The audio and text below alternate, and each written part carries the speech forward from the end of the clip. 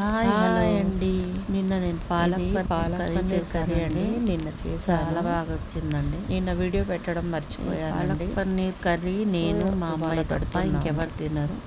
Palak paneer curry చేసినప్పుడు మా అమ్మాయికి ఇష్టం. మా అమ్మాయే తింటాం, బాగా ఇష్టంగా తింటాం. మా వారికి ఇష్టం ఉండదు. పాలక్ పన్నీర్లో పన్నీర్ ఎలా చేయాలంటే కోడిగుడ్డు ఫ్రై చేస్తాం కదా, అలా చేస్తే ఇష్టం మా వారికి.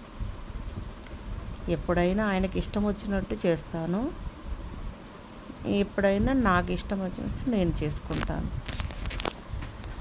సో ఈ కర్రీ చాలా బాగా కుదిరిందండి. పాలక్ పన్నీర్ కర్రీ. పాలకూర డైరెక్ట్ అయితే మనం తినలేము కదండి, అందుకని ఇలా పాలక్ పన్నీర్ కర్రీ చేస్తున్నాను.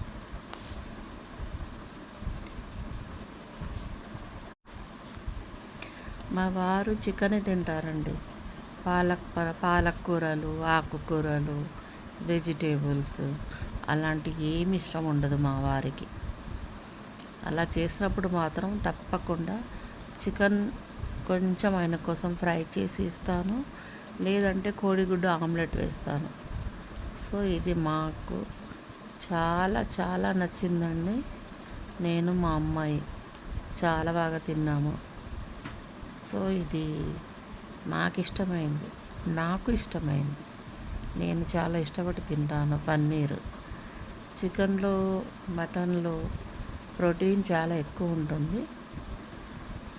సేమ్ టైం పన్నీర్లో కూడా ప్రోటీన్ వస్తుంది కాబట్టి నేను ఇష్టంగా తింటాను. పాలక్ పన్నీర్ టమాటాలో కూడా వేస్తానండి. టమాటా ఫ్రై చేసి మిక్సీ చేసి దాంట్లో కూడా ఫ్రై చేసి వేస్తాను. కానీ ఎక్కువ పాలక్ పన్నీర్, ఎందుకంటే పాలకూరలో మనకి కాల్షియం చాలా బాగా, విటమిన్స్ అవన్నీ వస్తాయి కదండి, అందుకని నేను పాలక్ పన్నీర్ చేస్తాను. నాకు యూట్యూబ్లో ఎక్కువ మాట్లాడడం రాదండి, కానీ ట్రై చేస్తున్నాను. రాదు అనుకుంటే ఏది రాదు, ట్రై చేయాలి. కొన్ని తప్పులు చేస్తేనే కదా మనం చేసేది తప్పో ఒప్పో తెలిసేది. సో అందుకని నేను ట్రై చేస్తున్నాను. ప్లీజ్ ఏమనుకోవద్దు. నా వీడియోని సబ్స్క్రైబ్ చేయండి ప్లీజ్.